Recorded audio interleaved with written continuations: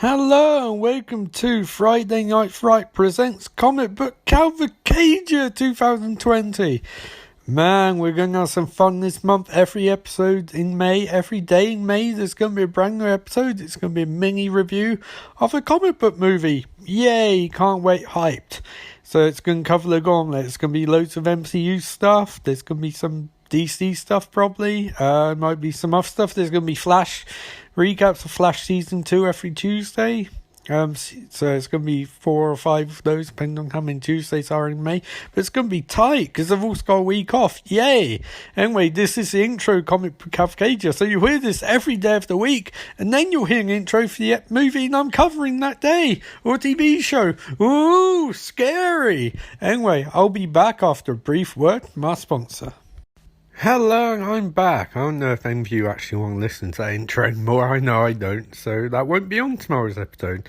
But today's episode deals with the Avengers Age of Ultron, so yay. What do I think of the Avengers Age of Ultron when first saw it? Again, I wasn't terribly impressed at the time. I think at the time, definitely the Hawkeye sequences and far my best sequences in moving. I wish the whole movie had been about that, because I didn't feel the rest of it really worked or was particularly interesting.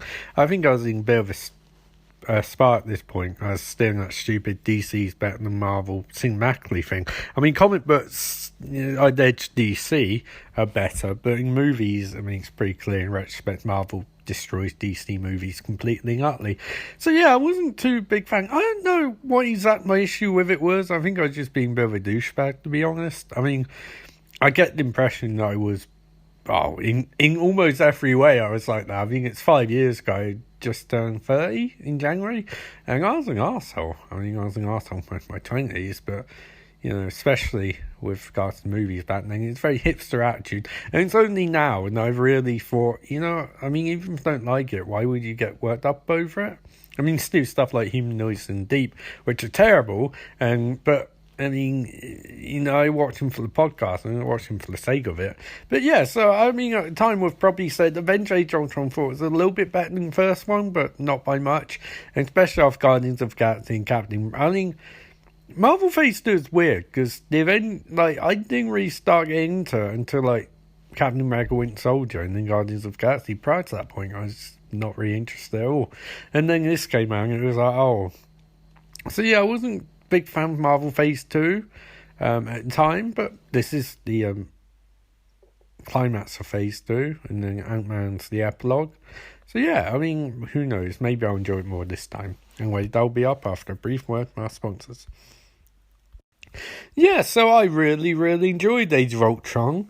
Yeah, wow, I think I tried recording this, but it went disastrous. But essentially, I had this analogy that DC was like a runway train. DC movies were like a runway train where it's rushing towards a nuclear power plant, but instead of stopping train or changing tracks, so it's like, well, we'll just keep going, we'll see what happens, it'll work itself out, which it doesn't.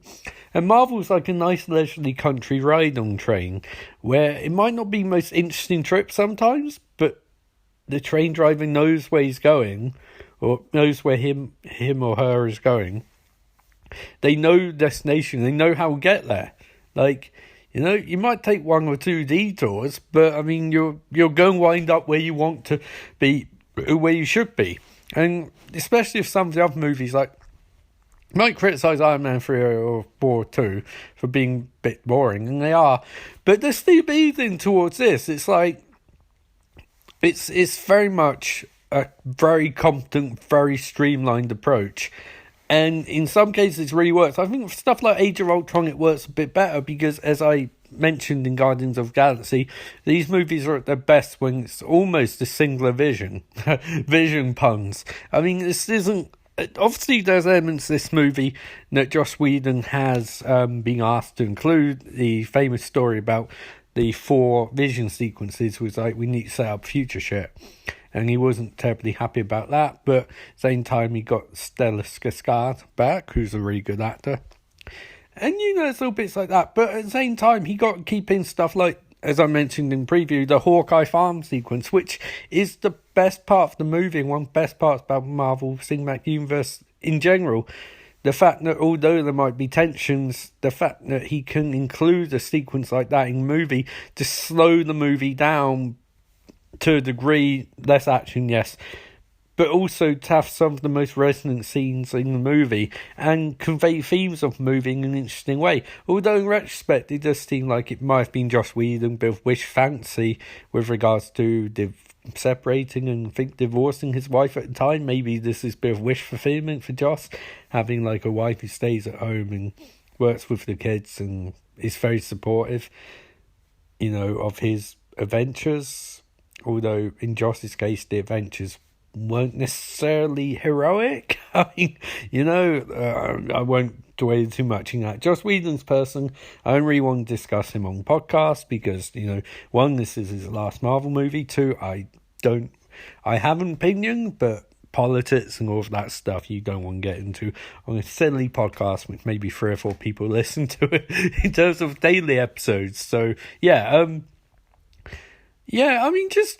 I really like this one. I really like the structure of it. I really like the pace of it.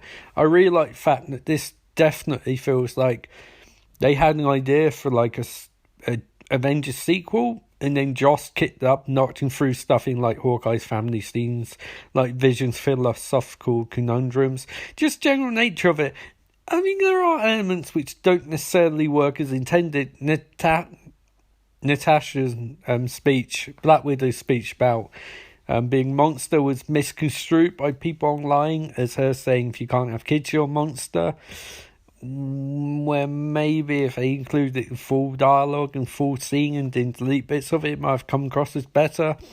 I mean, think at the time people were angry with Joss, and I'm not saying they shouldn't be angry with Joss because, what can do, but at the same time, like, sometimes people read too much into movies, sometimes too little, and I think for the context of the movie it's reasonably clear that she is not talking about your inability to have kids. That doesn't make you a monster. What made her a monster was that she was sterilized and then used herself as a honey trap to murder people. Like, that's the thing. They're basically saying that she was a sex object, a spy. She used her body to seduce people and then murdered them and stole secrets and stuff like that, which is really messed up. That's what makes her a monster. The things she's done to redding her ledger, not like her inability to have kids. Who could, it's same from Bruce Banner. He can't have kids. That doesn't make Hulk a monster. What makes Hulk monster is he's an unstoppable force of nature. The kid stuff is completely tangible. It's what ails the human side of them, but it didn't necessarily come off on screen so well. And I think a few of the other bits, there were times when I was being annoyed that Captain America seemed quite ineffectual, and I think it's just something I'm going to have to get used to as movies go on, where they clearly want to present Iron Man as the most powerful human character, to a large degree. But I never, personally, in comic books, I never really got the sense he was. He always seemed to get his ass kicked by most of these people, he fought. In terms of heroes, like Thor would wreck Iron Man, Hulk would wreck Iron Man, and in comic books, Captain America fought Iron Man to, at the very least, stand still quite often. But here it seems like they're trying to position that Iron Man beat shit out of Captain America, and maybe that's what they want, because maybe Robert Downey Jr. is coming up with demands or something, I don't know, or maybe they want to keep it equal, but I think Captain America would wreck Iron Man. Maybe I'll get there in the future, I don't know. And the 4 Vision sequences, which was getting really cut down. Look, okay, here's my bugbear with some of these movies. Some movies don't need to be 3 hours long. Batman Dawn of Justice did not need to be 2.5 hours long in theatrical cut or 3 hours long in director's cut. You should have made a tighter movie. But this movie, I could have done it with 10 or so minutes more, I know it's a studio mandate and stuff like that, but I don't really see why this movie could be a tiny bit longer. The Hawkeye sequence is great because it had time to grow. Imagine if they said this has to be a 2-hour movie and you got that sequence out, which is the best part of the movie. It's a bit like when the Justice League movie, I saw that and I was like, this is being butchered. Like, it's like under 2 hours, and on one hand I was like, oh, thank God, it'll be a tighter, more compact movie, but on the other hand, they gutted the shit out of that movie, and it's bad as a result. And also, I mean, I think one thing, I know I say I mean a lot, the enjoyment for this movie, for me, really encapsulates in fact that Joss seems far more confident in terms of camera. In the Avengers, you have some weird Dutch angles and stuff like that, almost experimental, whereas here it seems he's more like, I'm just going to shoot this as somewhat matter of fact. There's some breathtaking visuals, but it doesn't seem like he's trying to be artistic just for the sake of being artistic. You know, it's like he got that out of his way in the Avengers, and with this one. Now, here comes the score. I talked about Age of Ultron for about half an hour, but I don't want to. So, here comes the score. The Avengers was 5. What would I give Age of Ultron? Well, here's the rub. I think Age of Ultron's a better movie, but I think Avengers is a triumph in so many levels that this isn't. The Avengers is more focused and has more impact and feels fresher, if that makes any sense. This feels like the middle part in a trilogy, which Joss will never make because he never went back to Marvel after this. At the same time, it's a complete movie in its own regard. So I'd say it's kind of weird, because if I was rating the pure and quality of movie, this would probably get 5 and the Avengers probably get 4. But in terms of the all-round experience, in terms of how brilliant Avengers was at ending Phase 1, it gets 5 and this probably gets a 4.5. Age of Ultron is a really, really good movie. And as I've said, I personally enjoy it more than the Avengers. But I do think you have to weigh it in a historical sense. And think historical sense-wise, the Avengers is the best.